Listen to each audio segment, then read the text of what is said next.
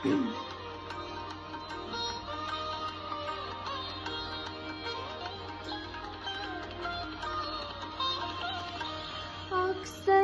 तुमसे मिलकर मुझको गर सा लगता है, फिर क्यों